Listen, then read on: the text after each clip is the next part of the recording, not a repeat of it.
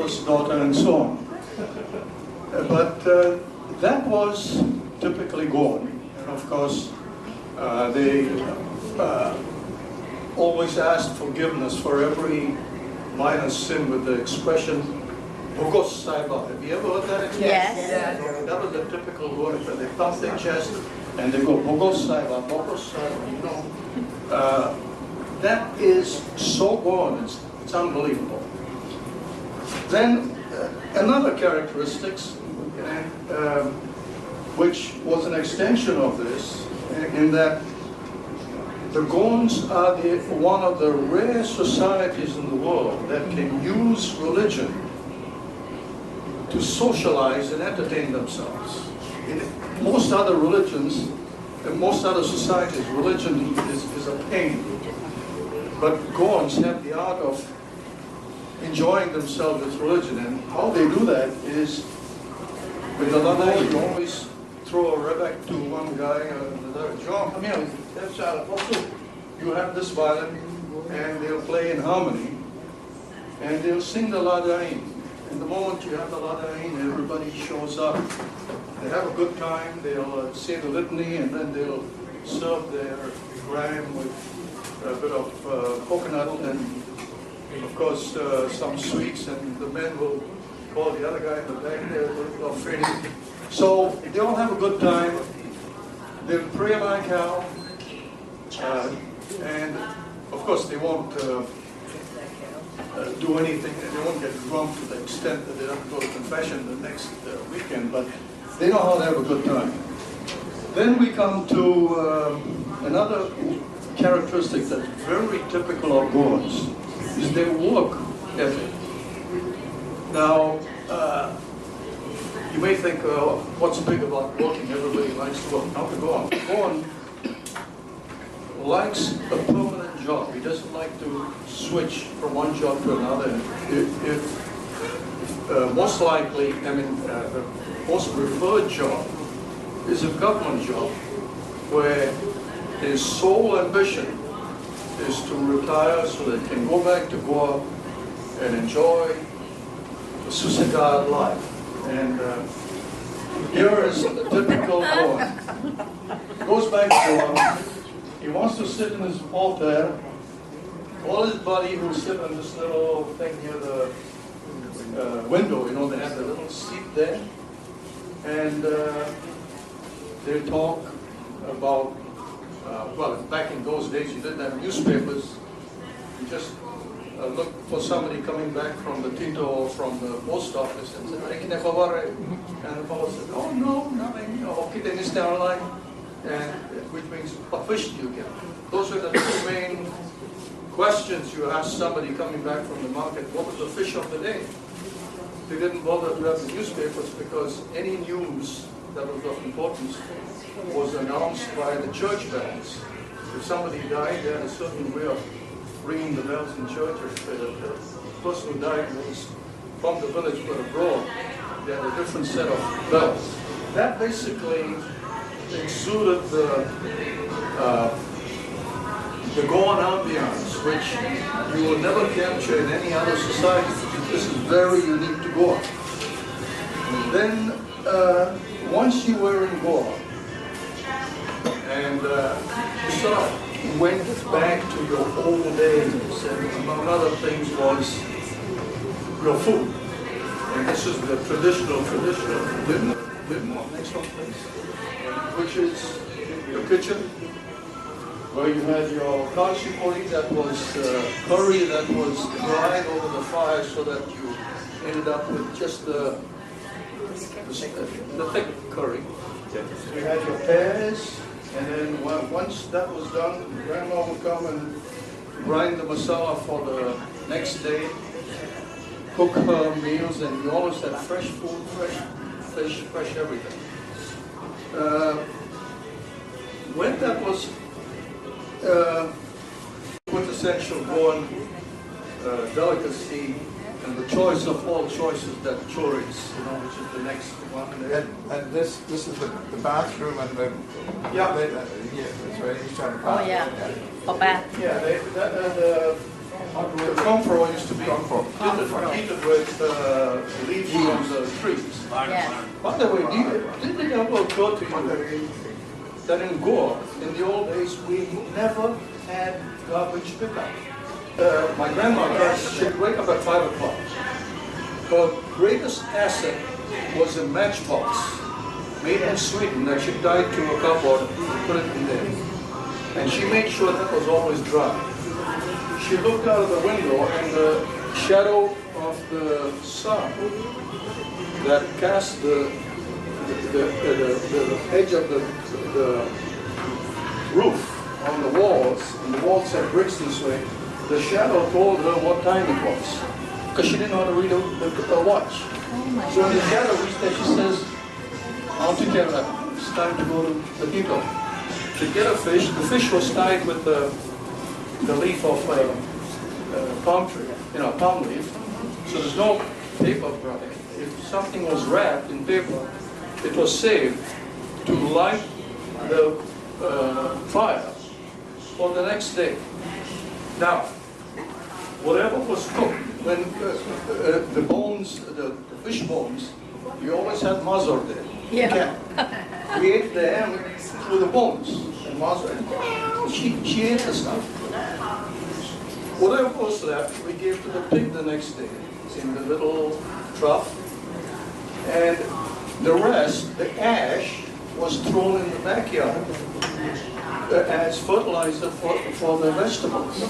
So there was nothing left. If a leg of some furniture had to be disposed of, they just broke the legs and burnt them. So you see, there was no garbage disposal at all. And this thing just occurred to me about 6 months ago when in Goa today, the biggest problem is garbage. And back then we never had that problem. Anyway, let's get on with it. Having outlined what makes Goan different, did we do the choris one? Last one? Last one? That's the choris one, where as soon as it was packed in those links, they dry them in the sun before smoking them in the kitchen. And that's me. Usually I'd be invited to my relatives, and they feed me with all the sweets there, but the whole idea was to get me to sit there to keep the crows away from me. Now that basically, in a nutshell, is Goan characteristics. Check my watch. 1 minute to go. The last 4, and these are characteristics that I've summed up, which make up a true Goan, and one is honesty. After 450 years of Portuguese Catholicism ingrained into us, we are by nature very honest people. We're not afraid of it never occurs to us that by doing wrong we'll go to jail. We are more afraid of going to hell after we die. And if anything keeps us honest, it's that fear of going to hell. The second thing is our love for music, which I spoke about a little while ago. Our cuisine, which is neither the bland Indian food or the bland Portuguese food or the strong Indian food. Ours is a blend of the two, for which our Goan chefs have been renowned in hotels all over the place. And lastly, the fourth characteristic we have is our ability to assimilate. We, as Goans, don't really have a nationality, but we have a way of life. Being Goan is really a way of life. For example, try this as an example, as a test. Ask any Canadian, and by that I mean pink Canadians, and I just want to be politically correct and not say white. But any Canadian, if they know, for example, if they heard of a Lithuanian, they'll say, yeah. Have you heard of a Pakistani? They'll say yes. Have you heard of a Mongolian? They'll say yeah. Name any nationality. Then you say, have you heard of a Goan? And they'll say, what? Because they've never heard of that. we never tell people we are Goan. We just blend in, and that is our strong point. I know people who say, "Oh, we must tell everybody we're Goan." I said, "No, the fact that we blend in is a blessing, and it's an asset that we have." So now that, and that really concludes it. I've just gone 1 minute over this, so I'll tell you a little bit about some books that I've come up with.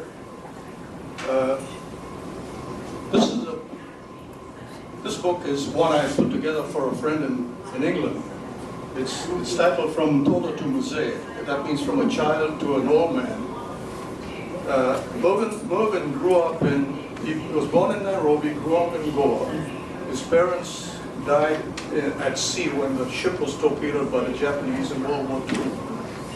He worked in Kenya in what we call our country, away from the urban area.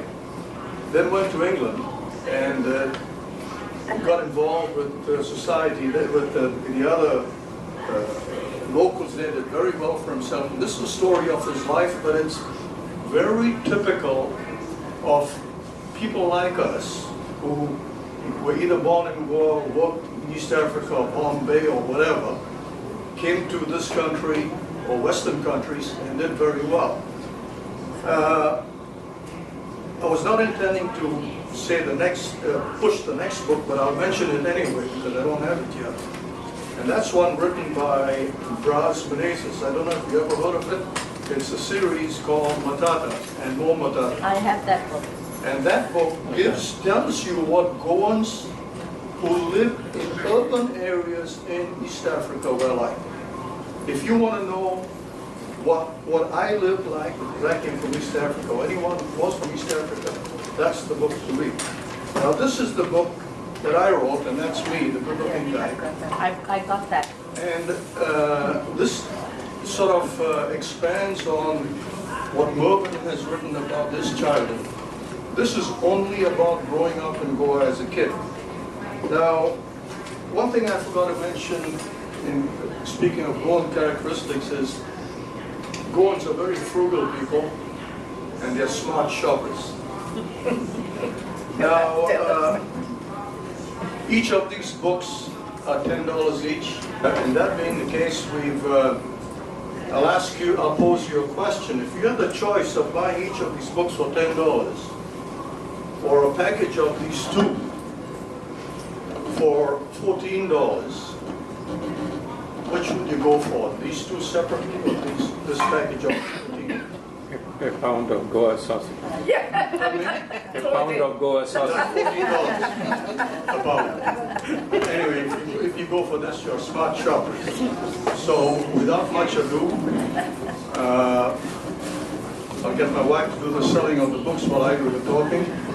And I want to thank you very much for taking the time to listen to me. I talk too much sometimes. And,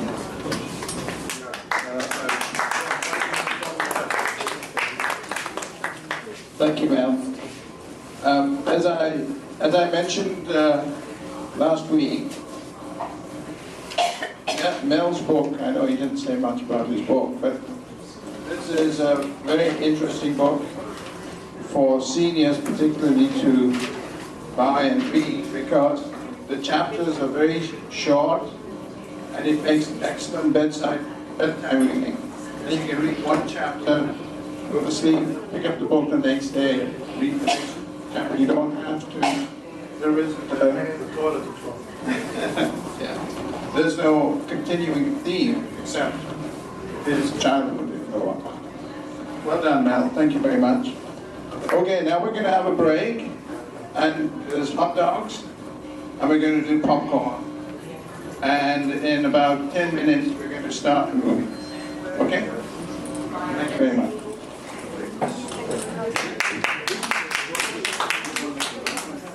Do I have to do? Very good.